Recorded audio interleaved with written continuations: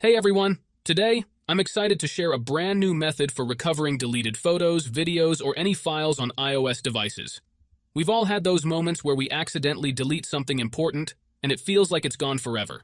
But don't worry, because I've got a solution for you. In this video, I'll walk you through how to use an amazing app called iRecovery to retrieve those lost files.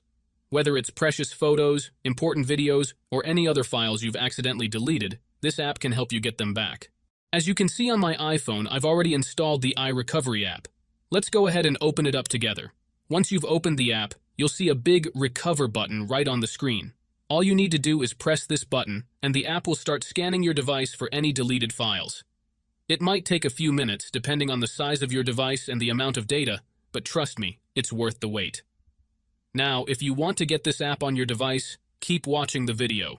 This app is a game changer, and I'm sure it will save you a lot of stress and hassle. Let's get started with the tutorial. First, let's start by adjusting a couple of settings to optimize your device for this app. Head into your settings, tap on General, and make sure that background app refresh is turned on, either for Wi-Fi or for both Wi-Fi and mobile data. This ensures the app can run smoothly in the background.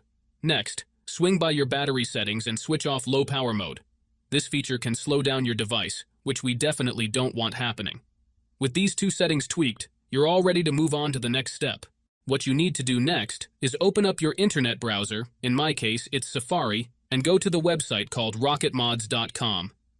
Rocketmods is a website where you can find many apps and games with amazing features. Once you are on the website, search for iRecovery and click on it.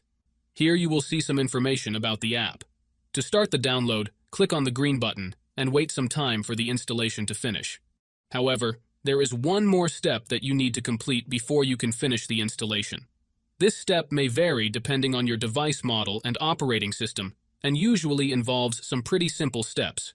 Don't worry, this step is very easy and quick, and there will be a video tutorial on how to complete it. Just follow the instructions and you should be fine. So, that's it guys.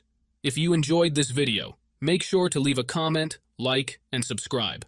Thanks for watching, and see you next time.